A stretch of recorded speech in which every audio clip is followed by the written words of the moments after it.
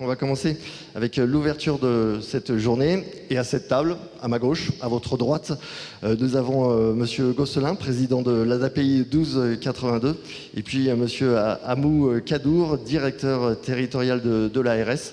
Je vais demander à Monsieur Gosselin de prendre la parole pour débuter cette première journée santé proposée par l'ADAPI 1282. J'espère que vous êtes tous bien installés et que vous êtes bien arrivés à Rodez. Mesdames et Messieurs les résidents ici présents et leurs familles, Mesdames et Messieurs les salariés de l'association, Monsieur le délégué territorial de l'ARS, Mesdames et Messieurs les partenaires, c'est avec un immense plaisir que j'ouvre cette journée santé. Avec beaucoup de satisfaction, je constate que vous êtes venus nombreux. Avant toute chose, merci à Monsieur Puech, même s'il n'est pas là. Merci de nous accueillir dans ce lieu magnifique et chargé d'histoire que vous avez superbement réhabilité au service de la culture et de l'enseignement. Merci aussi à vous, Monsieur le délégué territorial de l'Agence régionale de santé, de soutenir notre initiative et d'apporter la parole de l'Agence.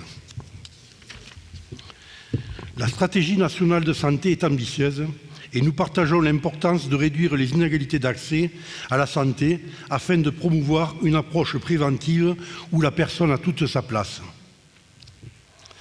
Merci également aux partenaires de cette journée, partenaires financiers et techniques.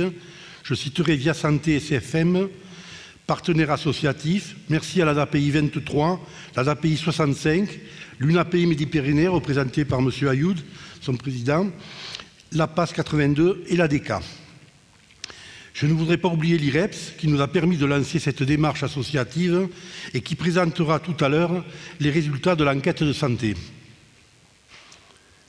Si depuis plus de 55 ans, l'ADAPI de l'Aveyron et du Tarn-et-Garonne accompagne les personnes handicapées mentales et leurs familles au-delà de l'accompagnement, nous défendons aussi l'accès aux droits et à la reconnaissance de la dignité des personnes. Au travers de cette journée, et de la journée qui se déroulera également le 21 juin à Montbeton, en Tarn-et-Garonne, l'association a souhaité mettre en avant la question de la santé. Par cette initiative, il s'agit d'affirmer la volonté d'amélioration de la qualité de vie des personnes en situation de handicap, car la santé recouvre de nombreux aspects qui débordent le strict cadre médical. Il s'agit de leur permettre d'agir sur la santé, mais aussi de changer notre regard et de laisser la place au choix. Il s'agit de laisser la place au vrai choix, celui de la vraie vie au milieu de tout le monde. Cela implique non seulement de prendre en compte la volonté des personnes, mais également de rechercher les capacités. Il ne suffit plus de constater le handicap, il faut permettre la meilleure trajectoire de développement possible. Il faut s'attacher à évaluer le plus finement possible les capacités d'adaptation et mettre en place des programmes d'accompagnement adaptés. Il faut permettre des choix de vie adaptés, modulables, au plus près de la vie de la cité. Alors merci, professeur Desportes. Merci de soutenir cette journée. Non seulement votre présence nous honore, mais vous permettez de mettre en lumière cette problématique auprès de nous. Vous avez supervisé les travaux de l'INSEM qui font référence en matière de connaissances scientifiques. Vous rappelez l'urgence à agir et nous attendons avec impatience votre intervention. Lors de ces journées santé, nous vous présenterons les résultats du diagnostic sur la santé mené auprès des professionnels et des familles de nos deux départements. Des intervenants présenteront les avancées de la collectivité scientifique, éducative et pédagogique. Des tables rondes illustreront certaines problématiques cet après-midi. Il s'agira au travers de ces journées de démontrer l'importance de cette question et de poser les jalons d'une communauté d'action. La santé, c'est l'affaire de tous. Pour finir, je souhaite remercier le comité d'organisation de ces journées et tout particulièrement Mme Taillade, présidente déléguée de l'ADAPI en Tarn-et-Garonne. Merci aux professionnels, parents et personnes accompagnées. Au travers de cette organisation, vous êtes donné du mal pour faire avancer les idées. Je vous en remercie. Bonne journée studieuse à tous et merci d'avoir répondu à notre invitation.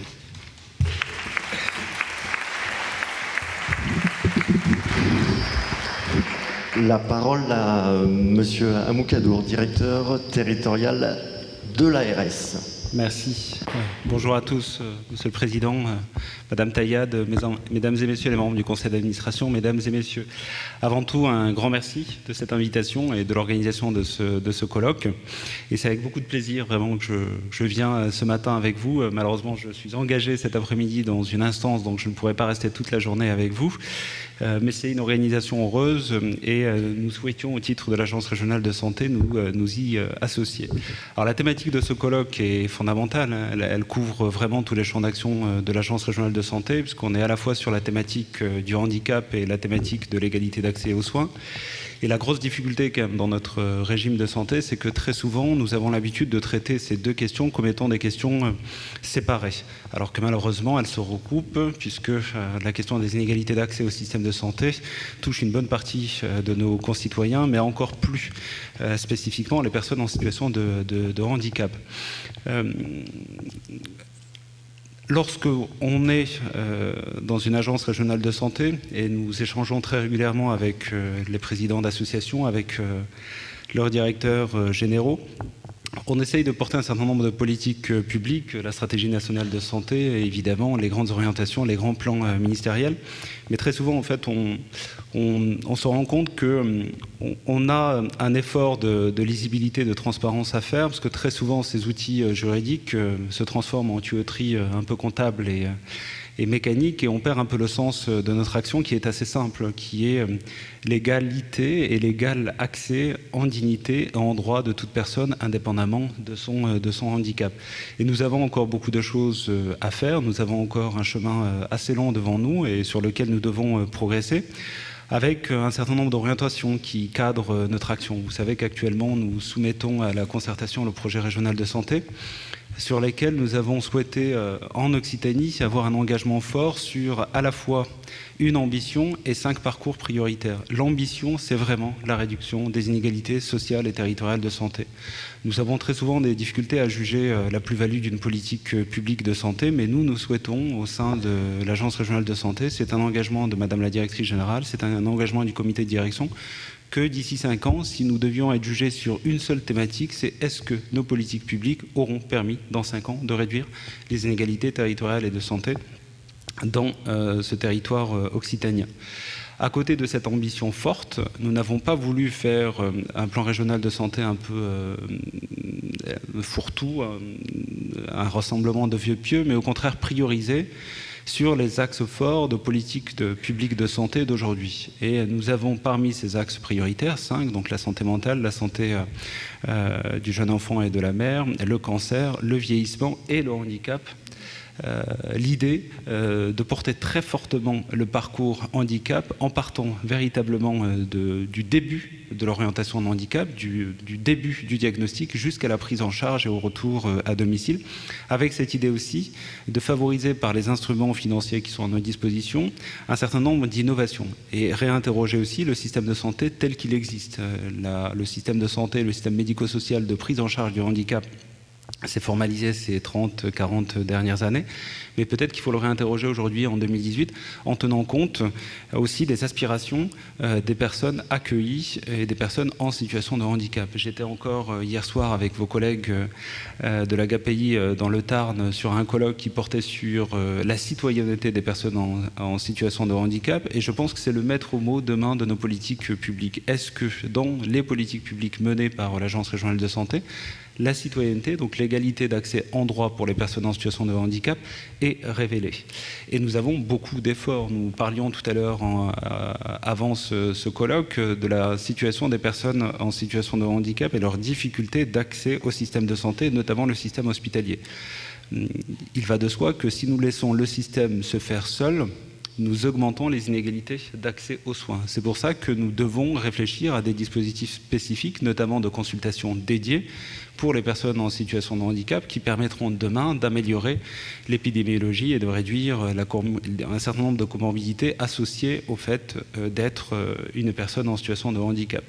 Je ne vais pas m'étendre plus, Monsieur le Président, mais c'est avec beaucoup de modestie que je viens ce matin et j'écouterai très attentivement les interventions, parce que ce que nous souhaitons aussi faire, c'est aussi changer la focale des politiques publiques, parce qu'il y a deux façons de porter une politique publique, c'est faire pour le compte d'eux ou faire avec.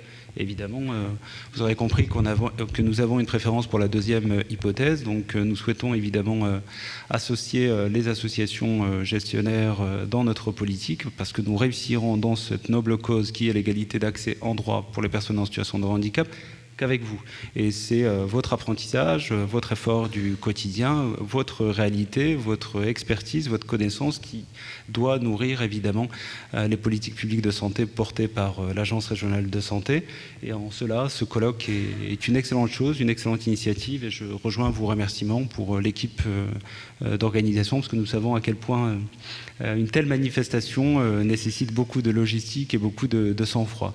Donc encore une fois, merci pour cette initiative et bon colloque à tous.